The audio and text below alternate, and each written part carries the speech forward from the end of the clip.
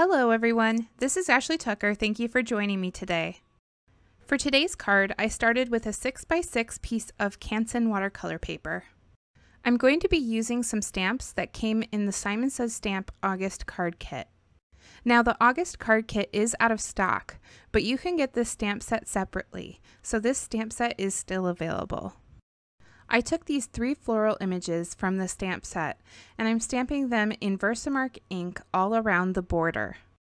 Before I started stamping, I went over this piece of watercolor paper really well with my powder tool because I am embossing, and I'm embossing a lot of images, and I want to make sure that I don't get embossing powder in areas that I don't want it.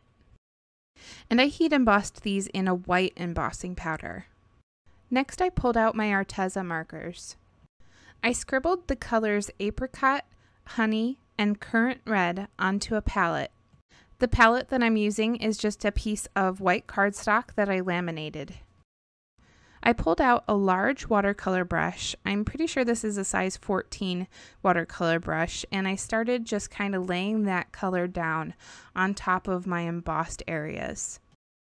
I wasn't too careful with the painting here. I didn't want it to be too precise. I wanted that very kind of organic, messy watercoloring look. And I did use a lot of water because I wanted this first layer of color to be very light. I took a paper towel and I dabbed up the center just very gently because I was getting some hard lines where the paint was drying, and I wanted the edges to be a little softer, so that's why I did that. After I finished painting here, I dried the whole thing with my heat tool, and then I added some more color to my palette to do a second layer. And these are the same colors that I used in the first layer, but because I let that first layer dry and I'm going over it with another layer, it's going to deepen up the color in the areas that I do the second layer so that I have some variation in the tones. I dried the second layer of paint with my heat tool, and now I'm taking the same color Arteza markers, but I'm using them directly on the paper to color in the flowers. If you've been watching my videos for a little while, you know that I don't like to use Arteza markers directly on the paper unless I'm using Bristol Smooth paper. So you might be wondering why I'm coloring with the Arteza markers directly on this Canson watercolor paper.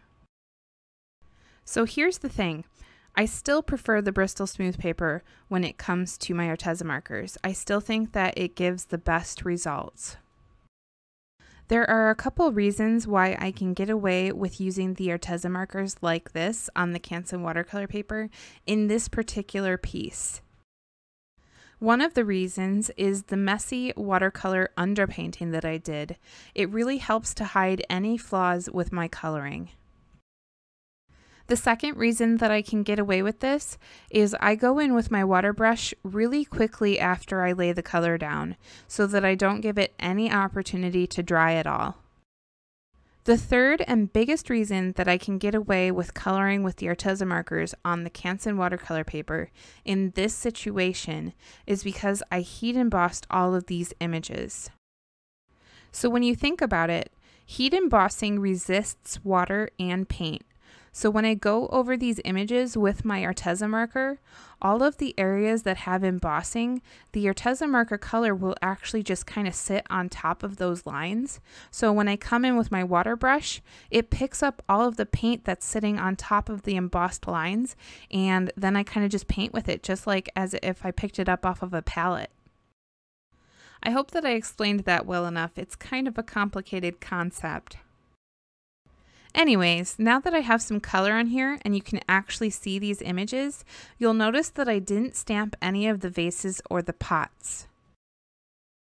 The 3 different stamps that I used, the flowers are all inside of vases or pots, but I just wanted flowers on this particular piece. So I stamped them on the edge, and I stamped them in a way where the pots and the vases were not stamped. Once I had all of the flowers colored in, I came in with the colors olive green and seaweed green, and I colored in all of my leaves and stems. I used my water brush to blend this first leaf, but then after that, I just skipped that step.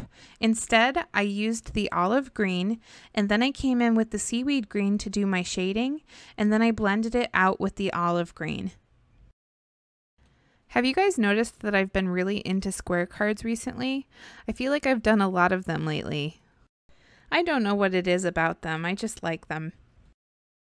I wanted to mention that if you decide to make square cards, they're usually better to deliver in person because I know that some post offices will charge you extra for square cards. I don't know why that is. It's probably got something to do with how they process it, and it's not all post offices, but I know that one time I tried to send a square card and it got sent back to me and it said that I needed to provide additional postage because it was a square-shaped card. Anyways, back to the coloring. I took the color Amethyst Purple and I started adding it to these little stick twig things that are on some of the stamps. I talked about these little twig things in the last video that I used this stamp set on. I don't like to leave them just plain, I like to give them some color. At this point, I realized that my flowers were not standing out as much as I wanted them to, so I wanted them to be a lot darker. So I went back over them with the same color Arteza markers, but this time I did not use my water brush. Next, I pulled the Amethyst Purple back out, and I added some dots all around my images, kind of just filling in the areas that have blank space. After I did that, I carefully took the tape off, and then I used my paper trimmer to cut this down to 5.5 by 5.5. Next, I'm going to work on my sentiment. Using my Simon Says stamp Intense Black ink, I stamped the sentiment which says thank you onto a piece of white cardstock cut to 2 3/4 by 2 3/4. And then I took that square and adhered it with my ATG gun onto a square of vellum which is cut to 3 1/4 by 3 1/4. Next, I used my ATG gun to adhere a piece of light gray cardstock, which is cut to 5 3/4 by 5 3/4, onto my 6x6 card base. I took my watercolor piece and I popped it up onto my card base using a whole bunch of foam tape. I really like to use foam tape with my watercolor pieces because I feel like it really helps to hide any warping that happened in the paper. I popped up my sentiment square in the middle of the watercolor square, and I was careful to place my foam tape where it couldn't be seen through the vellum. Using a white gel pen, I went around the border of the vellum square piece with some dashed lines. I then took a gold paint marker and I added some dashed lines around the white sentiment square. Next, I took the white gel pen again, and I added some dots all over the background of the watercolor piece. These dots are a little bit difficult to see in the video, but in person, I think that it's a really great detail. Because this watercolor background has so much going on in it, I really didn't want to add a whole bunch of embellishments like sequins. It just didn't need it. So once I finished adding all of those white dots, this card is all done.